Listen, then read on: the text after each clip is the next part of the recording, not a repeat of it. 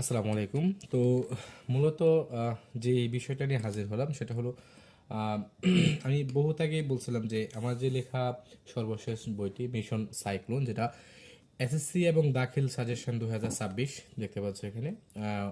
তো এটার উপরে আমি ভিডিও লেকচার করব। স্পেশালি যে অধ্যায়গুলো আমাদের সবগুলো ভিডিও দেওয়া তো সময়ের বিষয়, তো যে অধ্যায়গুলো আমাদের একদম না পড়লেই নয়, অর্থাৎ 100 কমন পড়বে, তো এরকম অধ্যায়গুলোর পর আমরা আগে ভিডিও আপলোড করব। তো যাই হোক, এটা একটু প্রথমত বইটা একটু দেখি। এটা বিগত 10 বছরের, এখানে বইটার বৈশিষ্ট্য লেখা আছে, আপনারা দেখতে পারেন প্রয়োজনে। আহ, মূলত এই বইটা বিগত 10 বছরের এসএসসি এবং দাখিল পরীক্ষার যে প্রশ্নগুলো আসছে সেই প্রশ্নগুলো আলোকে টপিক বেস সাজানো একটা বই, যেটা তোমাদের আসলে অনেক পরিশ্রম কমিয়ে দিবে। যেটা বিগত 10 বছরের প্রশ্ন ব্যাংক তোমাকে খুঁজতে হবে না, সিকোয়েন্স অনুসারে টপিক বেস এখানে আলোচনা করা হয়েছে। তো যাই হোক, আমরা কথা না বাড়িয়ে এটার সলিউশনে যাব। তো আমরা ধারাবাহিকভাবে পরিসংখ্যান সমাধান করতেছিলাম, তো সেইভাবে আমরা আজকে পরিসংখ্যান অধ্যায় দিয়ে আমাদের এই বইয়ের যাত্রা শুরু করব। তো আশা করি তোমরা ভিডিওগুলো না টানিয়ে একদম স্লো দেখবা। এখানে আসলে ফ্যাক্টটা হলো, আমি কেন ভিডিও আপলোড করতেছি, মূলত আমার অনেক স্টুডেন্ট আছে যারা ক্লাসের মধ্যে দেখা গেছে হয়তো আমার তাড়াহুড়া বা যে কোনো কারণে হয়তো তারা কম বুঝে। তো তাদের জন্য একটা স্পেশাল সুযোগ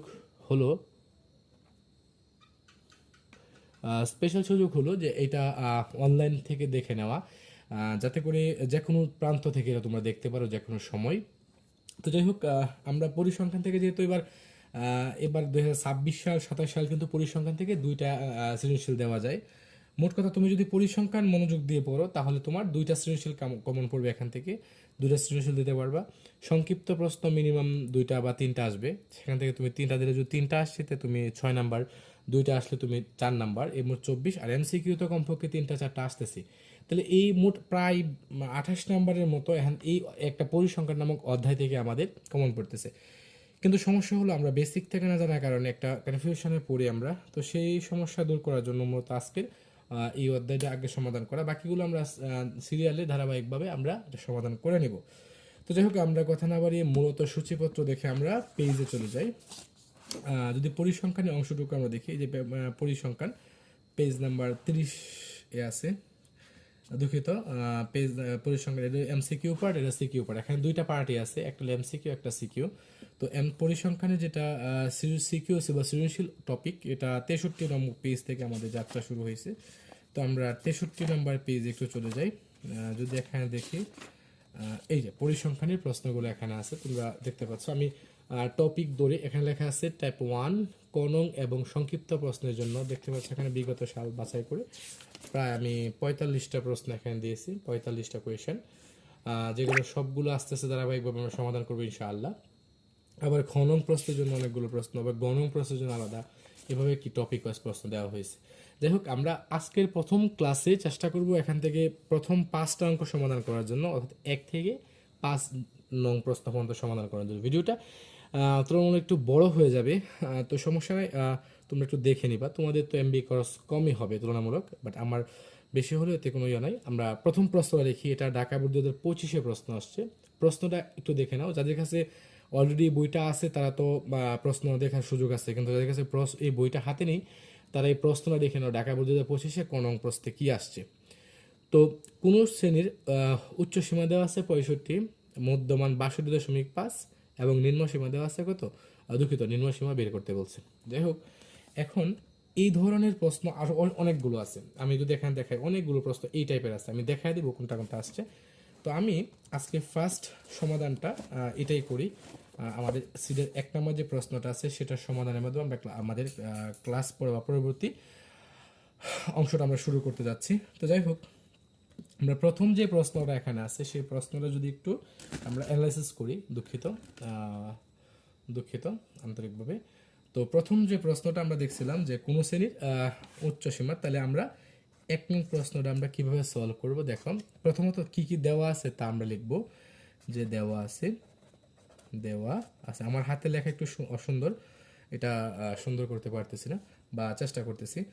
তোমরা একটু বুঝে শুনে দেখবা, সমস্যা নেই। দেওয়া আছে, কি দেওয়া আছে, কোনো শ্রেণীর দেওয়া আছে উচ্চ সীমা সমান সমান কত দেওয়া আছে 65। আচ্ছা, আবার কি দেওয়া আছে মধ্যমান, মধ্যমান সমান সমান কত 62.5। সুতরাং বের করতে বলছে কি, বের করতে বলছে নিম্ন সীমা সমান সমান কি প্রশ্নবোধক।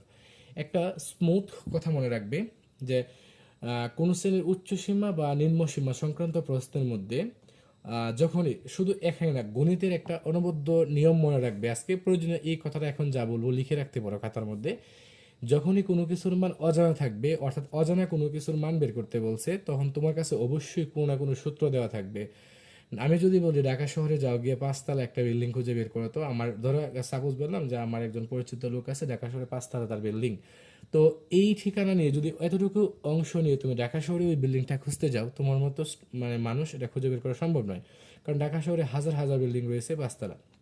তো এখন সেম একইভাবে অঙ্কের মধ্যে তোমরা হারিয়ে যাও একটা মাত্র কারণ, সেটা তোমরা ওয়ে জানো না কিভাবে এটা বের করতে হবে। তো এটা সেভ রাখো মাথার মধ্যে, যখন কোনো কিছুর মান অজানা থাকবে তখন সেই মানটা খুঁজে বের করার জন্য অবশ্যই অবশ্যই অবশ্যই কোনো না কোনো সূত্র দেওয়া থাকবে। এখানে নিম্ন সীমা বের করতে বলছে, উচ্চ সীমা দেওয়া আছে আর মধ্যমান দেওয়া আছে। তো আমাদের এই ধরনের প্রশ্ন যেখানে নিম্ন সীমা অথবা উচ্চ সীমা যে কোনো একটা দেওয়া থাকবে, অন্যটা বের করতে বলবে, তখন মনে রাখবা সূত্র হিসাবে হয় কি বলে মধ্যমান দেওয়া থাকবে অথবা পরিসর দেওয়া থাকবে। পরিসরের একটা অঙ্ক আমি সলভ করাবো ধারাবাহিকভাবে ইনশাআল্লাহ, তখন তোমরা দেখবো পরিসর কিভাবে দেওয়া থাকে। তো যখন মধ্যমান দেওয়া থাকবে তখন মধ্যমানের সূত্রটা অ্যাপ্লাই করবো, যখন পরিসর দেওয়া থাকবে তখন আমরা পরিসরের সূত্রটা অ্যাপ্লাই করবো, মানে অর্থাৎ যখন যেটা দেওয়া থাকবে তখন আমরা সেই সূত্রটা এখানে অ্যাপ্লাই করব। যেহেতু এখন মধ্যমান দেওয়া আছে, এখন মধ্যমানের সূত্রটা অ্যাপ্লাই করব। তো যারা মধ্যমানের সূত্র জানো আলহামদুলিল্লাহ, যারা মধ্যমানের সূত্র জানো না তারা এখন শিখে নাও যে মধ্যমানের সূত্রটা আসলে কি। তো দেখো আমরা মধ্যমানের সূত্র লিখতেছি যে আমরা জানি, আমরা জানি মধ্যমান সমান সমান উচ্চ সীমা প্লাস নিম্ন সীমা ভাগ কত 2। এটা হলো মধ্যমানের আমাদের সূত্র, উচ্চ সীমা প্লাস নিম্ন সীমা ভাগ 2। আচ্ছা, এখন তোমার কাছে একটা প্রশ্ন করলাম, দেখো আমি একটা অঙ্ক ঠিক মতো ভালোভাবে বোঝাবো, বাকি অঙ্কগুলো কি তুমি নিজে একটু সলভ করে নিবা ইনশাল্লাহ, আশা করি এটা করে তোমার উপকার হবে। তো এখন সূত্র আকার এই সূত্রটা হলো মধ্যমানের, কিন্তু আমার কাছে কিন্তু এখানে মধ্যমান দেওয়া আছে কত 62.5। তার মানে যার সূত্র তার মান দেওয়া আছে, তাই এখন আমার এই সূত্রটা অ্যাপ্লাই করার দরকার নাই, তাহলে আমরা প্রশ্ন মতে লিখবো। এই যে প্রশ্ন মতে, প্রশ্ন মতে কি লিখবো আমরা, এই সূত্রের মানটা এদিকে আসবো। আচ্ছা, উচ্চ সীমা কি আমাদের কাছে দেওয়া আছে না? হ্যাঁ দেওয়া আছে, তাহলে উচ্চ সীমার জায়গায় আমরা লিখবো 65 প্লাস নিম্ন সীমা তো বের করতে বলছে, নিম্ন সীমা দেওয়া নাই, তাহলে নিম্ন সীমা রাখলাম ডিভাইডেড বাই কত 2। তাহলে এই আমাদের প্রদত্ত মান অনুসারে আমরা এই সূত্রটাকে আমরা এখানে বসাইলাম, সমান সমান এটা কার সূত্র, এটা একটা মধ্যমানের সূত্র, আর প্রশ্নে মধ্যমান কত দেওয়া আছে 62.5। আচ্ছা লিখলাম। এখন এই যে দেখো এই সূত্র থেকে প্রক্ষান্তর করলে, জাস্ট প্রক্ষান্তর করলেই তোমার আমাদের কাঙ্ক্ষিত যে মানটা আছে সেই মানটা আমরা পাবো। এখন প্রশ্ন হলো, তোমাদের অনেক স্টুডেন্টের একটা কমন প্রশ্ন আছে প্রক্ষান্তর কিভাবে করে। আমি আমার ইউটিউব চ্যানেলেই দেখবো বেসিক ম্যাথ বা বেসিক পিলার অফ ম্যাথ নামক একটা প্লেলিস্ট আছে। তো সেই প্লেলিস্টের মধ্যে গিয়ে তোমরা প্রক্ষান্তর, লসাগু, মিডল ফ্যাক্টর বা এই যে বিষয়গুলো আছে প্রত্যেকটার উপরে তোমরা ভিডিও পাবা আলাদা করে। হ্যাঁ, একটু দেখে নিও এখান থেকে। তো প্রক্ষান্তরের নিয়মগুলো কি, যদি কোনো কিছুর সংখ্যা ভাগ অবস্থা থাকে তাহলে ওই পাশে গিয়ে কি হয়, এটা গুণ হয়ে যায়। তো ভাগ বুঝবো কিভাবে, নিচে আছে, তাহলে এই যে 2 কোথায় আছে, নিচে আছে, তার মানে ভাগ অবস্থায় আছে, ওইদিকে গিয়ে কি হবে, সমানের ওইদিকে গিয়ে এটা গুণ হয়ে যাবে। তাহলে এদিকে থাকতেছে এটা আমরা 2 তো চলেই যাবে, তো এদিকে থাকতেছে 65 প্লাস নিম্ন সীমা, আর ওইদিকে খেয়াল করো অলরেডি আছে 62.5, আর এখান থেকে 2 ছিল ভাগ অবস্থায় গিয়ে কি হয়েছে গুণ। তাহলে খেয়াল করো এই 2 আসলে ভাগ অবস্থায় গিয়া হয়েছে গুণ, এতটুকু পরিবর্তন। এখন খেয়াল করো 65 প্লাস নিম্ন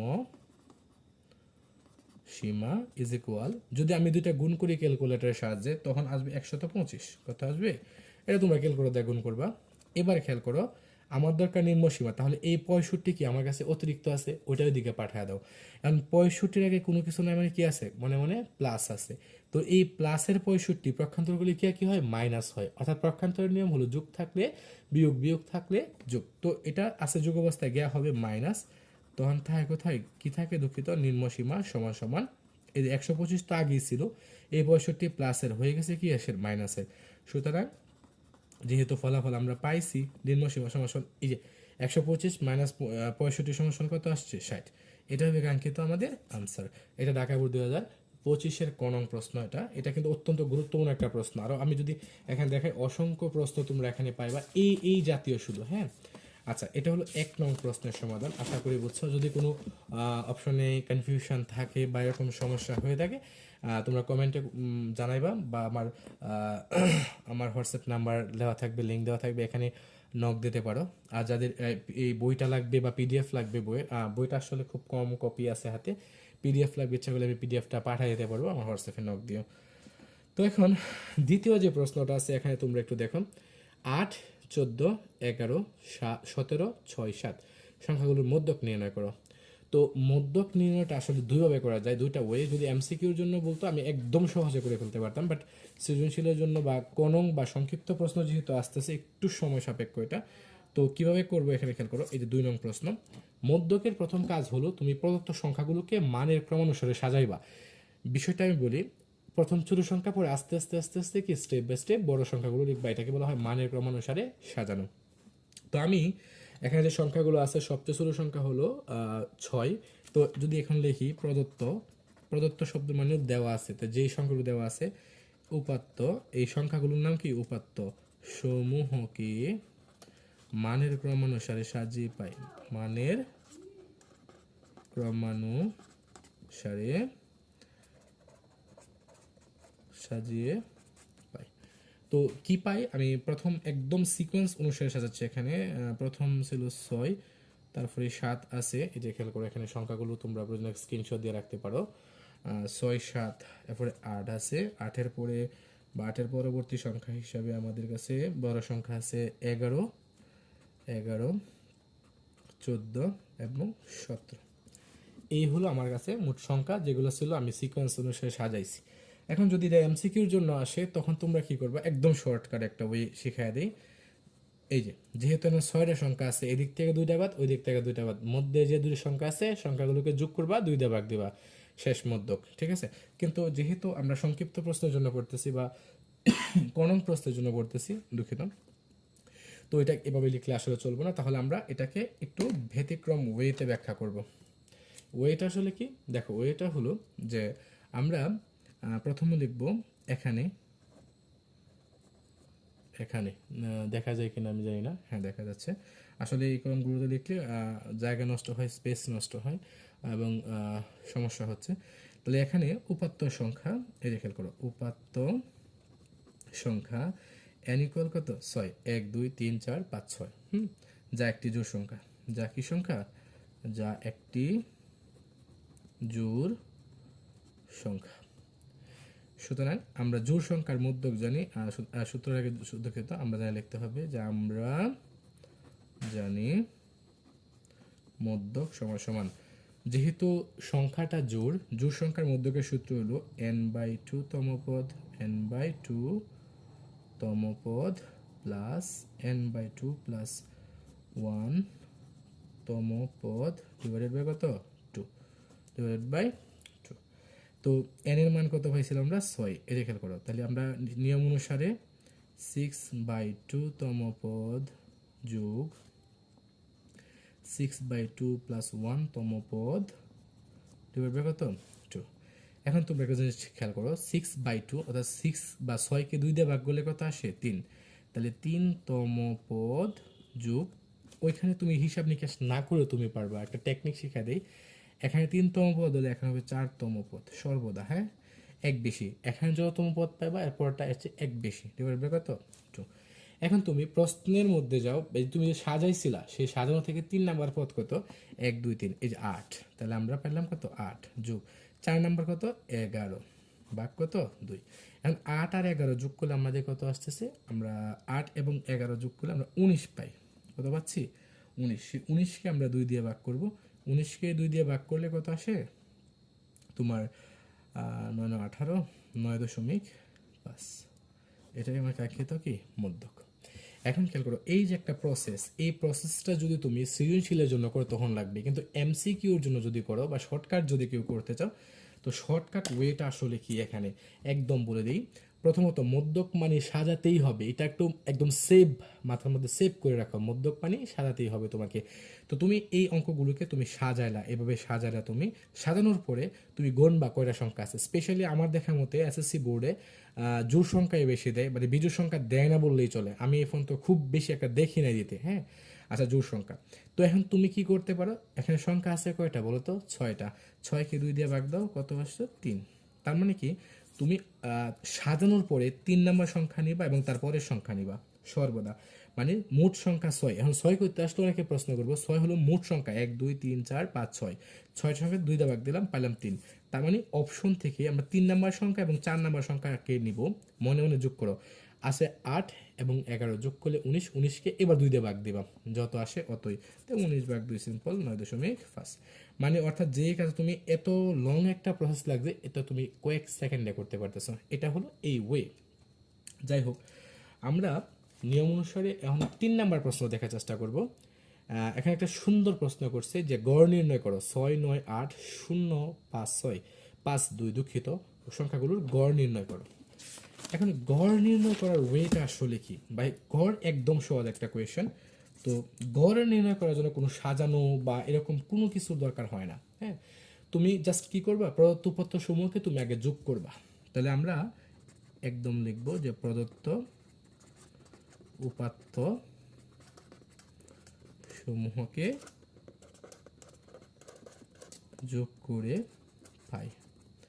তো আমরা যোগ করে কি পাইতেছি, আমি একটু যদি সংখ্যাগুলো যোগ করি, 6 9 8 0 5 2, যোগ করি 6 9 15 15 আর 8 কত 23, 23 আর 0 23, 23 আর 5 28, 28 আর 2 30, তার মানে যোগফল কত পাইছি আমরা 30। এবং উপাত্ত সংখ্যা কত, 1 2 3 4 5 6, এবং উপাত্ত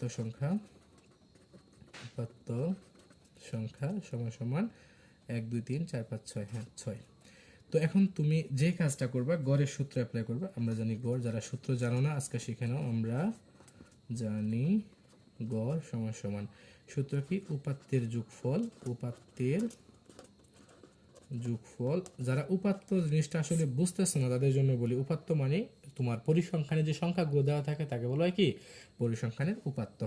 আর উপাত্ত সংখ্যা যদি আমি বলি, উপাত্ত সংখ্যা ইজ ইকুয়াল কত বলো তো, উপাত্ত সংখ্যা, হ্যাঁ দুঃখিত। তাহলে উপাত্তের যোগফল হবে উপরে, তাহলে উপাত্ত যোগফল আমরা কত পাইছিলাম বলো তো, 30 ডিভাইডেড বাই উপাত্ত সংখ্যা কত পাইছি আমরা 6। এখন যদি আমরা এটা ভাগ করি, 30 ভাগ 6 করে আসবে কত 5, এটা কাঙ্ক্ষিত উত্তর এখানে। যাই হোক, ভিডিওটা আসলে লং হয়ে যাচ্ছে, 17 মিনিট হয়ে গেছে অলরেডি। তো আমরা আরেকটা প্রশ্ন এখানে দেখি, আরেকটা প্রশ্ন দেখে আমরা এখানে আজকে বিদায় নিব। মূলত সারণীর প্রশ্নটা ভাবছিলাম আজকে করাবো, কিন্তু করাতে পারছি না। আমরা 5 নাম্বার প্রশ্ন আমি একটু সলভ করার চেষ্টা করি এখানে, 5 নাম্বার প্রশ্ন, অথবা 4 নাম্বার প্রশ্ন আমি সলভ করি, তারপরে আমি যাচ্ছি 5 নাম্বারে। তো তোমরা 4 নাম্বার প্রশ্নটা এখানে দেখতে পাচ্ছ, কি প্রশ্ন করছে, প্রচুরক শ্রেণীর পূর্ববর্তী শ্রেণীর মধ্যমান নির্ণয় করো। এখন প্রশ্ন হলো, এই যে সারণী দেওয়া আছে এখানে, প্রচুরক শ্রেণী কোনটা? প্রচুরক শ্রেণী বের করার সবচেয়ে সহজ একটা ওয়ে হলো, গণসংখ্যার মধ্যে সবচেয়ে বড় সংখ্যা যেটা, এটাই প্রচুরক শ্রেণী।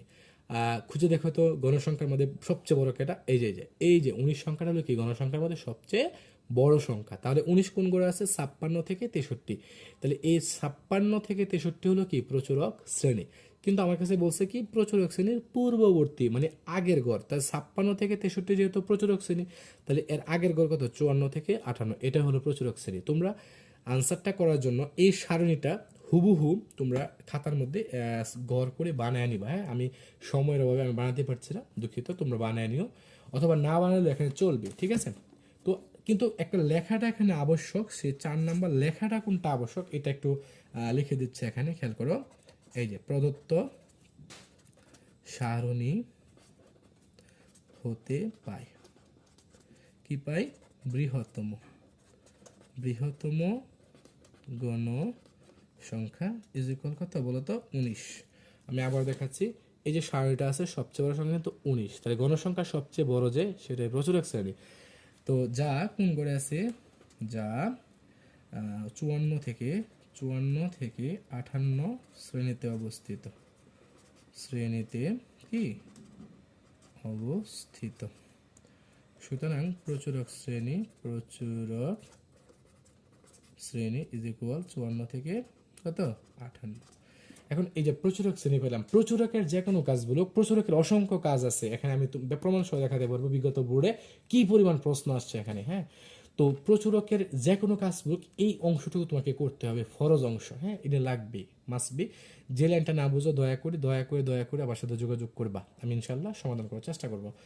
তো এখন আমাদের কাছে কি বলছে, প্রচুরক শ্রেণীর পূর্ববর্তী শ্রেণী, এই যে পূর্ববর্তী শ্রেণীর মধ্যমান নির্ণয় করো। তাহলে আমরা প্রচুরক শ্রেণী যেহেতু এটা, এই যে এটা প্রচুরক শ্রেণী, তাহলে পূর্ববর্তী মানে কি আগের গড়, তাহলে কত পাইছি দেখো তো, দুঃখিত।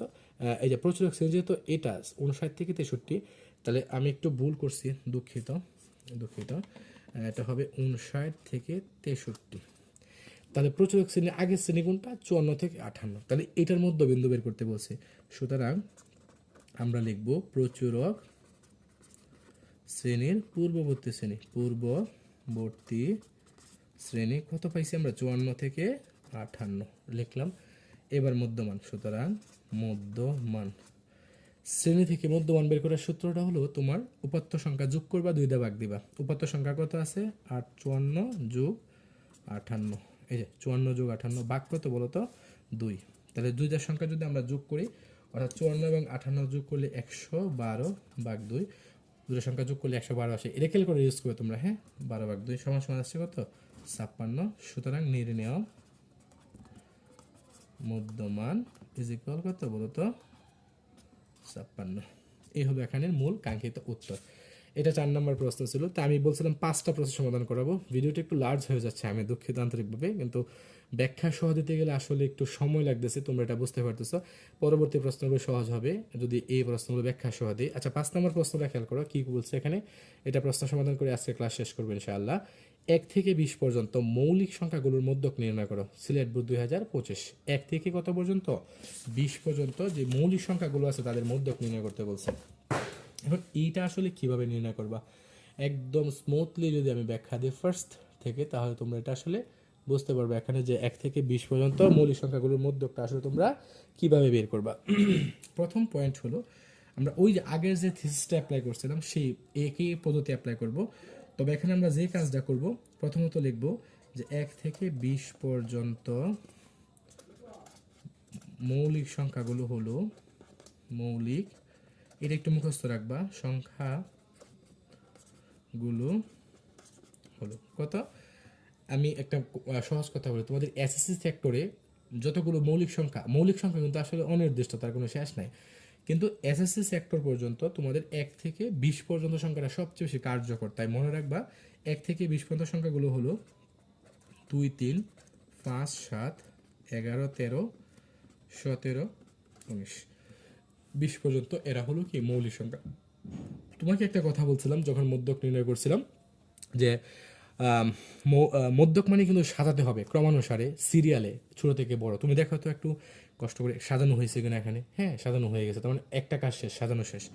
এখন যদি এমসিকিউর জন্য এটা আসতো, আমরা কি করতাম, যেহেতু 1টা 2টা 3টা 4টা 5টা 6টা 7টা 8টা সংখ্যা আছে, 8কে 2 দিয়ে ভাগ দিতাম, 4 আসতো। তো এই 4 নাম্বার সংখ্যা 1 2 3 4, এই 4 নাম্বার সংখ্যা এবং তার সাথে সংখ্যা, দুটো সংখ্যা যোগ করতাম, 2 দিয়ে ভাগ দিতাম, শেষ। কিন্তু যেহেতু লিখিত পরীক্ষাতে আসছে ব্যাখ্যা সহ লিখতে হবে, তো আমরা ব্যাখ্যাটা কি লিখব, যে এখানে উপাত্ত সংখ্যা n ইকুয়াল কত 8, যা জোড় সংখ্যা। সুতরাং মধ্যক সমান সমান, মধ্যকের সূত্র কি, যে n/2 তম পদ প্লাস n/2 প্লাস 1 তম পদ ডিভাইডেড বাই কত বলো তো, 2। এখন n/2 তম পদ, n এর মান কত বলো তো 8, তাহলে 8/2 তম পদ যোগ 8/2 প্লাস 1 তম পদ ভাগ কত 2। আচ্ছা, 8কে 2 দিয়ে ভাগ করলে কত আসে, 8কে 2 দিয়ে ভাগ করলে আসে 4, তাহলে 4 তম পদ। তোমাদেরকে টেকনিক শিখেছিলাম, এখানে যত হবে এখানে এর চেক বেশি হবে, 5 তম পদ ডিভাইডেড বাই কত বলো তো 2। এখন ওই যে ওখান থেকে 4 তম পদ কত 7 যোগ 5 তম পদ কত, এরপরটা কত 11 ভাগ কত 2, যোগ করলে আসে তোমার 18 ডিভাইডেড বাই 2 সমান সমান কত 9। এটা হলো কাঙ্ক্ষিত কি উত্তর। এখন আমি আমার সাজেশন বই থেকে 1 থেকে 5 পর্যন্ত সলভ করেছি, তোমাদের কিছু কাজ দিয়ে দিই, হ্যাঁ, এই 4টা টাইপ থেকে যে কাজগুলো আসছে তা দিয়ে দিই। এই যে 7 নাম্বার তোমাদের কাজ থাকবে, কি প্রশ্ন করছে 4 নাম্বারের মতো, প্রচুরক শ্রেণীর মধ্যবিন্দু নির্ণয় করো। ওইটা প্রচুরক শ্রেণী আগেরটা বের করছে, তোমরা প্রচুরক শ্রেণী বের করবা। তোমাদের কাজ আরও কাজ দিয়ে দিই। এই যে দেখো প্রচুরক শ্রেণীর মধ্যবিন্দু নির্ণয় করো, দুঃখিত, প্রচুরক শ্রেণীর মধ্যবিন্দু নির্ণয় করো, এখানে এটাও কাজ, এটা চট্টগ্রাম 25-এর প্রশ্ন। আরও প্রশ্ন আছে, এই যে দেখো কোন শ্রেণী নিম্ন সীমায়ত, মধ্যমানায়ত, উচ্চ সীমা কত, মাদ্রাসা বোর্ড 2025-এর প্রশ্ন, মাদ্রাসা বোর্ড 2025-এর কোয়েশ্চেন। এখান থেকে তোমরা আরও যে কাজগুলো করতে পারো সেটা হলো প্রচুরক শ্রেণীর পূর্ব শ্রেণীর মধ্যবিন্দু 11 নাম্বারটা করতে পারো সেম টাইপ। এই যে প্রচুরক শ্রেণীর মধ্যবিন্দু 13 নাম্বারটা করতে পারো সেম টাইপ। 14 নাম্বার মধ্যক করতে পারো, যেটা আমরা 2টা করছি আজকে, হ্যাঁ, সেম টাইপ। 15 নাম্বার প্রশ্ন করতে পারো প্রচুরক শ্রেণীর মধ্যমান নির্ণয় করো, রাজশাহী 24-এর প্রশ্ন। আচ্ছা, এটা অবশ্য আসলে এটা 16 নাম্বারটা আমি করাবো ইনশাআল্লাহ, যদি চেষ্টা করলে করতে পারো, পরিসর সূত্র অ্যাপ্লাই করছে। আচ্ছা 16 বাদ দিলাম, 17 করতে পারো প্রচুরক শ্রেণীর পূর্ববর্তী শ্রেণীর মধ্যমান নির্ণয় করো, নিজেরা করতে পারো। আরও প্রশ্ন আছে রে ভাই, এই যে প্রচুরক শ্রেণীর উল্লেখ পরিগ্রহের মধ্যমান নির্ণয় করো, নিজেরা করতে পারো। আরও আছে, আরও আছে, আরও আছে, আরও আছে, এই যে মধ্যক্ষেত্রের মধ্যক শ্রেণী, এই যে মধ্যক নির্ণয় করো, ইজিলি করতে পারো। আরও আছে যদি দেখায়, এই যে প্রচুরক শ্রেণী নির্ণয় করো, আরও আছে প্রশ্ন, আরও আছে, আরও আছে, আরও আছে, প্রচুরকের সূত্র লিখতে বলছে, সেটা পরে আমি দেখাবো ইনশাল্লাহ। আরও আছে, আরও আছে ইনশাল্লাহ, এগুলো তোমার নিজেরা করতে পারো। আর অসংখ্য প্রশ্ন এখানে আছে, দেখাতে পারি আমি ইচ্ছা করি। এই যে প্রচুরক শ্রেণী কোনটি এর মধ্যমান নির্ণয় করো, নিজেরা করতে পারো, নিজেরা করতে পারো। এই যে প্রচুরক শ্রেণী উল্লেখ তার মধ্যমান নির্ণয় করো, নিজেরা করতে পারো। এটা মধ্যক, মধ্যক, এই যে গাণিতিক গড়, নিজেরা করতে পারো, গড় তো দেখাইছি আজকে, আরও দেখাই প্রশ্ন। এই যে মধ্যক নির্ণয় করো, নিজেরা করতে পারো। এই যে মধ্যক নির্ণয় নিজেরা করতে পারো, মধ্যক বলতে কি বোঝায়, নিজেরা সলভ করতে পারো। এই প্রশ্নগুলো তোমরা ইচ্ছা করলে কি সলভ করতে পারো এখান থেকে। যাই হোক, আমি যেই প্রশ্নগুলো সেম টাইপ করেছি সেই প্রশ্ন সেম টাইপগুলো আমি সমাধান করব না, আসলে তোমাদের জন্য রেখে দেব। তো যাই হোক, আমাদের তোমরা কিন্তু বুঝতে পারতেছো যে তোমাদের পরীক্ষাটা এবার কিন্তু হার্ড হতে যাচ্ছে, ঠিক আছে। আমি আবারও সতর্ক করে দিচ্ছি, বিগত সময়ে অর্থাৎ এই সরকারের আমলে 2টা পরীক্ষা হয়েছে অলরেডি, একটা হলো এসএসসি এবং একটা হলো এইচএসসি। 2টা রেজাল্ট তোমরা আসলে দেখছো, এবং তোমাদের সময় রেজাল্টটা আরও ভয়ঙ্কর হতে যাচ্ছে। তো প্রিপারেশন বাড়াও, এটা আমার একটা পরামর্শ থাকবে। তো আমার যত পিডিএফ ফাইল আছে, তো সেই পিডিএফ ফাইলগুলো আমি তোমাদের জন্য উন্মুক্ত বা ফ্রি করে দেবো ইনশাআল্লাহ, এবং ফ্রি থাকবে। তো পিডিএফ নেওয়ার জন্য তোমরা যে কাজটা করতে পারো সেটা হলো আমার এই নাম্বারে যোগাযোগ করতে পারো, 0177184636, কাউসার আহমেদ। তো আমি একটা সহজ কথা বলি, আমার কাছে আসলে কি কি পিডিএফ তোমরা পাবা। এক হলো গণিত, গণিত 2 হলো ইংরেজি, ইংরেজি প্রথম দ্বিতীয় অল বিষয়ের উপর তোমরা কি পাইবা, পিডিএফ পাইবা। গণিতের এমসিকিউর জন্য পিডিএফ পাইবা, গণিতের বেসিকের জন্য পিডিএফ পাইবা, গণিতের সৃজনশীলের জন্য তোমরা পিডিএফ পাইবা, মানে গণিতের সব শেষ। ইংলিশের বেসিকের জন্য তোমরা পিডিএফ পাইবা, ইংলিশের ফার্স্ট পেপারের জন্য পিডিএফ পাইবা, ইংলিশ সেকেন্ড পেপার গ্রামারের জন্য পিডিএফ পাইবা, ইংলিশ রাইটিং পেপারের জন্য পিডিএফ পাইবা। টোটাল যত পিডিএফ আছে সকল পিডিএফ আমি উন্মুক্ত করে দিলাম। তোমরা যাদের প্রয়োজন হয় নাম্বারে নক দিয়ে হোয়াটসঅ্যাপে, অবশ্যই হোয়াটসঅ্যাপে নক দিতে হবে। নক দিয়ে তোমার কোন পিডিএফটা প্রয়োজন সেই পিডিএফের নামটা তোমরা একটু লিখে রাখবা, হ্যাঁ, নামটা একটু লিখে রাখবা, ক্লিয়ার। যাই হোক, দোয়া চাই যেন এই বইটা আমি শেষ করতে পারি, চেষ্টা করব এই বইটার উপরে সকল ভিডিও আমি আপলোড করে দেওয়ার, যাতে করে তোমরা যে কোনো প্রান্ত থেকে যে কোনো সময় দেখতে পারো। এখন তোমাদের চাহিদা কি, তোমরা কি চাও, সেই চাহিদাগুলো ইচ্ছা করে তোমরা কমেন্ট বক্সে লিখতে পারো, অথবা আমার হোয়াটসঅ্যাপ নাম্বারে লিখতে পারো যে তোমাদের কোন চাহিদা দরকার, সেই চাহিদা অনুসারে আমি সামনে আগাবো ইনশাআল্লাহ। তো আজকের মতো এখানে থাকতেছে ভিডিওটা, আমি দোয়া চাই, তোমাদের জন্য দোয়া রইল। আসসালামু আলাইকুম ওয়া রাহমাতুল্লাহি ওয়া বারাকাতুহু।